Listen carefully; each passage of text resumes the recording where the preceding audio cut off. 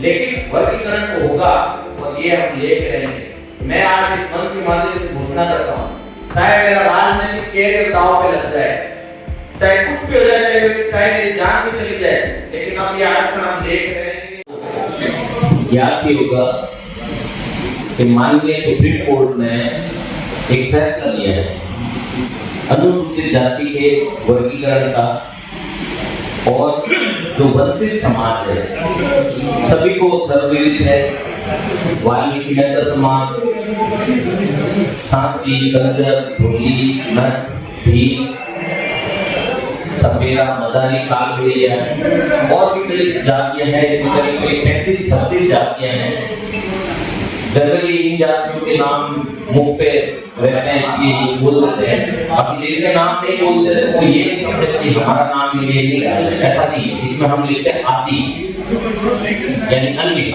तो अन्य जो जातियां हैं वे भी इसके अंतर्गत आती है, या ऐसी जातियों का रिप्रेजेंटेशन जो कि समझता हो कि हम भी बस्ती में लिखते हैं, हमारा नाम नहीं लिख लेता, हम सबको अवगत करवाएं।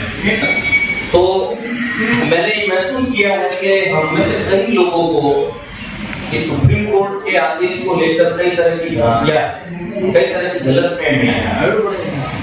जैसे कि 2-3 मीटिंग हो चुकी है, उन मीटिंगों में ये ज्ञात हुआ, कुछ साथियों ने पूछा कि क्या ये सुप्रीम कोर्ट ने आदेश दे दिया है, तो क्या केंद्र ने इसे मान लिया है, इससे कोई आदेश दे दिया है। तो उन सभी भ्रांतियों को मैं दूर करने का प्रयास करता हूँ, मतलब और भी साथी आ जाएंगे।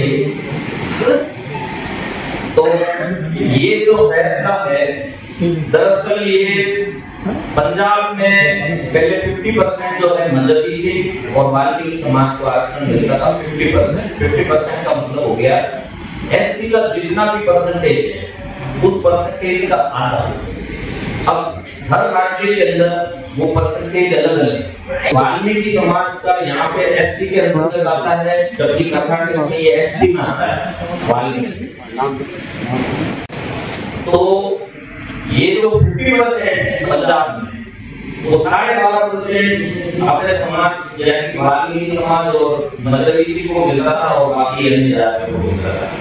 तो कुछ लोगों ने वहाँ पे याचिका दायर की, केस चला, लंबा चला, और 2004 के अंदर जो है सुप्रीम कोर्ट के 5 जजों ने ये फैसला ले लिया कि ये नहीं हो सकता है और एससी कैटेगरी को नहीं बांटा जा सकता है।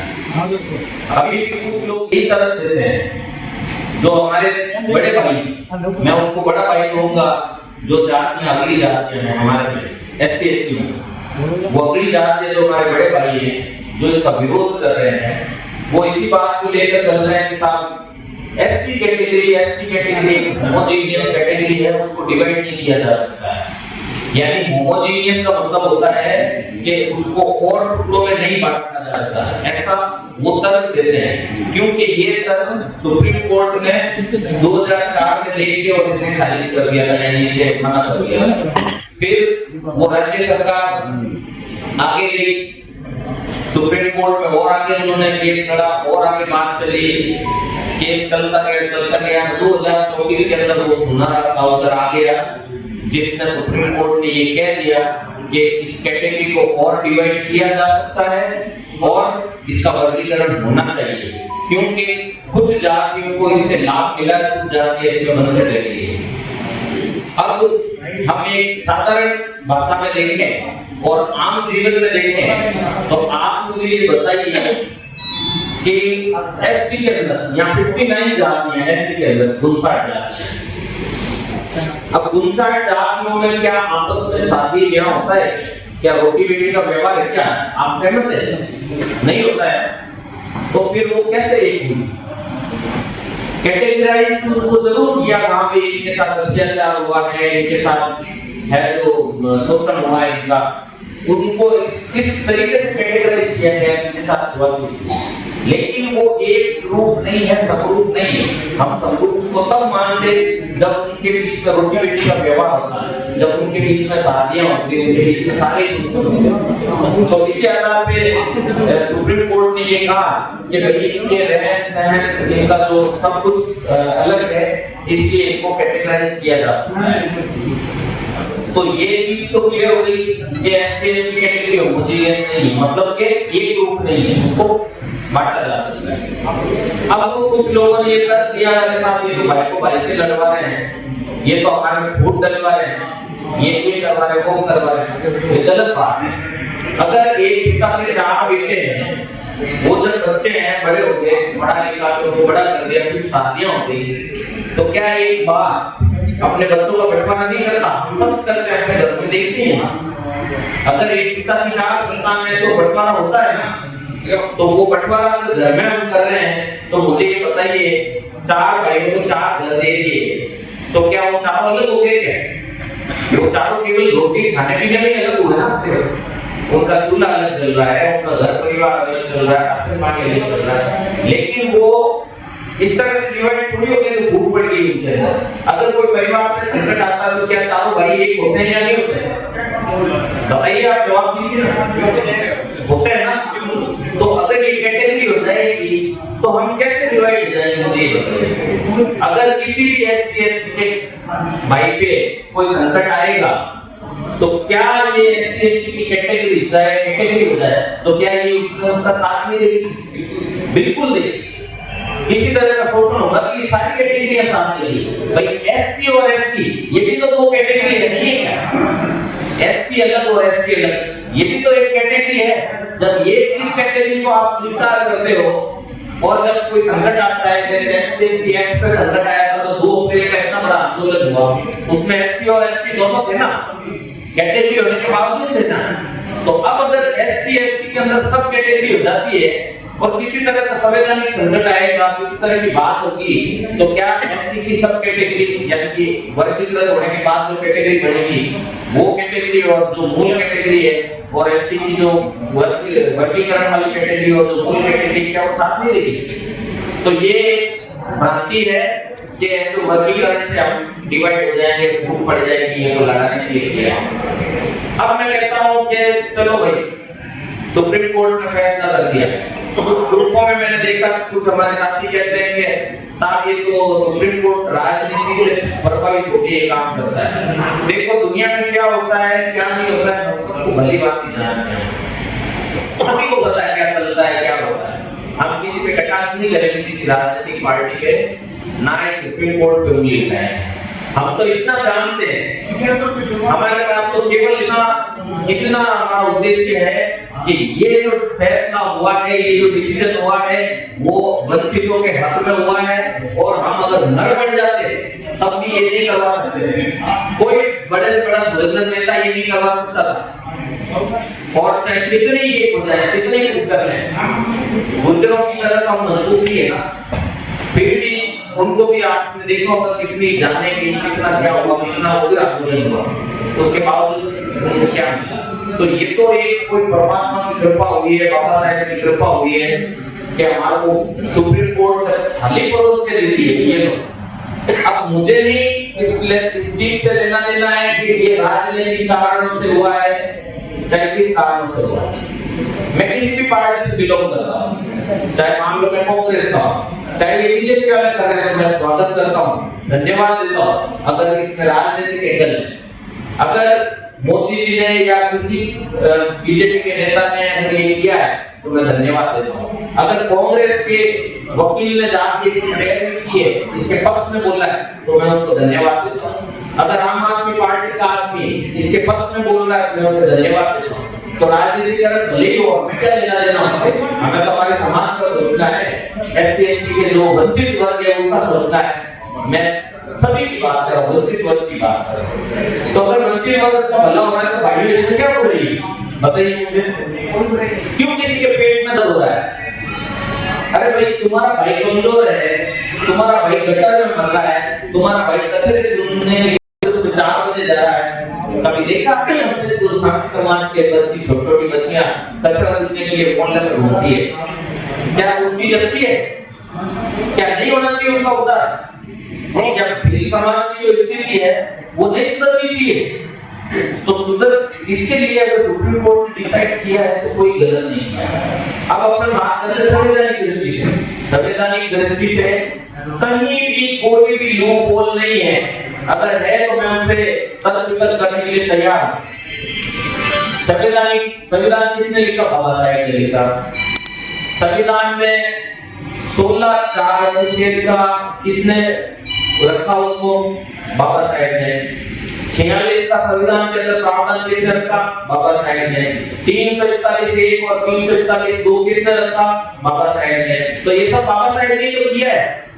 अब ये कहते हैं कि बाबा साहेब का बनाया हुआ संविधान है, आप उसके साथ छेड़छाड़ कर रहे हो। कैसे छेड़छाड़ कर रहे हो? बाबा साहेब ने जो 16(4) रखा है और 46 रखा है, उसके अंदर ये प्रावधान किया है ना कि राज्य सरकार यदि चाहे तो अपने किसी ऐसी जाति के, किसी समुदाय के, किसी वर्ग के जिनका राजनीतिक या आर्थिक या किसी तरह का उत्थान नहीं हुआ है, तो उसका उत्थान करने के लिए आप है जो अपना जो भी राज्य सरकार चाहे तो कर सकती है प्रावधान। तो राज्य सरकार को ये अधिकार दिया। क्या हम जो इसका विरोध कर रहे हैं, क्या वो सुप्रीम कोर्ट की अवहेलना नहीं कर रहे हैं? सुप्रीम कोर्ट माननीय होता है, हम माननीय सुप्रीम कोर्ट, माननीय उच्च न्यायालय, माननीय सर्वोच्च न्यायालय कहते हैं।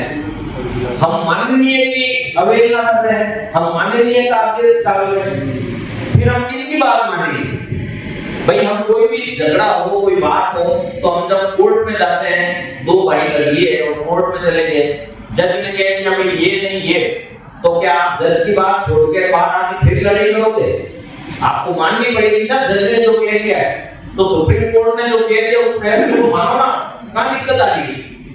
सुप्रीम कोर्ट के फैसले को आप अवहेलना कर रहे हो, 21 अगस्त आपने निकाल ली, भाई भाई की बात कर रहे हो। आपने पूछा है क्या वाल्मीकि समाज के, सांसी समाज के, भील समाज के, नट समाज के नेताओं से मिले हो जिन्होंने 21 अगस्त किया? बस आपने आनंद फानंद में डाल दिया पोस्ट और 21 अगस्त कर दी साहब, तो किसकी हेल्प ले ली, किसकी कमजोरी ले ली? जब ये वंचित जाति आपके साथ नहीं मिली तो आप इतने से रहे, इतने वर्गीकरण सुप्रीम कोर्ट ने नहीं किया, आपने किया। जो 21 अगस्त किया ना, उन्होंने वर्गीकरण कर दिया, उन्होंने तोड़ दिया, उन्होंने डिवाइड कर दिया। आप चुपचाप बैठे, आप मिलते वाल्मीकि समाज से, कंजर से, नट से, सांसियों से, इन लोगों से मिलते और कहते अपनी बात तो रखते। तो ये भी अपनी बात करते कि भाई क्या प्रॉब्लम है भाई, हमारे तो ना तो आईएएस है, ना कलेक्टर है, ना एमपी है, ना एमएलए है, दूर दूर तक है ही नहीं। एक ले ये सफाई कर्मचारी की भर्ती बची थी इस वाल्मीकि समाज के लिए, उसमें भी है जो सब लोग कूद गए, कोई बात नहीं, आपका संवैधानिक अधिकार हो सकता है, आप संवैधानिक दृष्टि से आप उसमें पद ले सकते हैं, लेकिन आप काम भी तो नहीं करते हैं। गटर में कितने लोग मरते हैं, कौन मरते हैं, आप पता कीजिए। वाल्मीकि समाज का ही बंदा मरता है, उसके परिवार का क्या होता है? प्रावधान क्या है पता है आपको? 10 लाख रुपए मिलते हैं। 10 लाख में कुछ होता है क्या भाइयों? होता है क्या? एक कर्मचारी अगर गटर में मर जाए तो 10 लाख रुपए मिलते हैं। तो साथियों कब तक ये गटर में मरेंगे? कब तक सांसी समाज के बच्चे जो है कचरा चुगते हुए घूमेंगे? कब तक नट कंजर इस तरह से भटकते फिरेंगे? उन बेचारों को रिजर्वेशन की एबीसीडी नहीं पता है। आप सभी लोग जागरूक हैं, आपसे हाथ जोड़ के निवेदन है कि आप उनको जागरूक करिए, और अगर इस पे संवैधानिक कोई बात करता है तो आइए ग्रुप के अंदर आप लोग जुड़े हुए, ग्रुप के अंदर मैं स्वागत करता हूं उनका। तर्क सम्मान बिना झगड़े, लड़ाई झगड़ा नहीं, सम्मान हम उनसे बहस करने के लिए तैयार। अब एक पॉइंट उठता है साहब क्रीमी लेयर का। क्रीमी लेयर का मतलब होता है कि जिसने आरक्षण का लाभ ले लिया है उसका आरक्षण का लाभ नहीं लिया है। ये सिंपल बात है, डेफिनेशन है। तो क्रीमी लेयर किसी में लागू है, एससी में लागू ही नहीं है, और सुप्रीम कोर्ट ने कहा ही नहीं है भैया। सुप्रीम कोर्ट ने निर्णय के अंदर नहीं कहा। एक होता है मेरा स्टेटमेंट जो कि ऑफिशियल होता है, मैं ऑफिशियली कोई चिट्ठी लिख के और मार्केट में डाल दूं कि ये रहा ये मेरा ऑफिशियल स्टेटमेंट है, तो उसको रिकॉर्ड पे लोगे ना। और एक अपन चाय पी रहे हैं, घर पे बैठे हैं और आपस में बात कर रहे हैं, और मैंने कह दिया ये टीका मैंने आपके नाम कर दिया, तो क्या वो टीका आपके नाम हो जाएगा? मैं खुद ही उसका मालिक नहीं हूं, तो टीका आपके नाम कैसे कर दूंगा? तो सुप्रीम कोर्ट के जजों ने केवल राय दी है, राय क्रीमी लेयर के संबंध में। इस बात को समझो, क्रीमी लेयर केवल राय की है, राय, क्रीमी लेयर करने की बात नहीं की। फिर इसके एमपी एमएलए चले गए, अरे हमारे तो एमपी एमएलए दूर दूर तक लिखते ही बेचारे एक ही एक आदमी है, एक ही है सांसद है, कहाँ है अपने एमएलए है नहीं। ये लोग तादाद में है, ये लोग उस जगह पे पहुंचे हैं, तभी तो वो लोग गए ना प्रधानमंत्री के पास। और जब प्रधानमंत्री के पास गए, प्रधानमंत्री जी ने क्या कहा कि मैं क्रिमिलेयर नहीं करूंगा। अब यहाँ भी कुछ लोगों को कंफ्यूजन हो गया कि साहब प्रधानमंत्री ने कह दिया क्रिमिलेयर नहीं करूंगा, इसलिए अब ये वर्गीकरण नहीं होगा। ध्यान देना मेरी बात पे, क्रिमिलेयर नहीं करूंगा प्रधानमंत्री ने ये कहा है, वर्गीकरण में कोई एक शब्द नहीं बोला है। तो आप ध्यान रखिएगा इस बात को, क्रिमिलेयर नहीं करेंगे। हाँ ठीक है, मत करो क्रिमिलेयर, हम साथ हैं अपने भाइयों को, बड़े भाइयों के साथ, क्रिमिलेयर का हम साथ, लेकिन वर्गीकरण तो होगा और ये हम ये करेंगे। मैं आज इस मंच के माध्यम से घोषणा करता हूँ, चाहे मेरा राजनीतिक कैरियर दांव पे लग जाए, चाहे कुछ भी हो जाए, चाहे मेरी जान भी चली जाए, लेकिन अब ये आरक्षण हम देख करेंगे। धन्यवाद, जय बहुत बहुत धन्यवाद।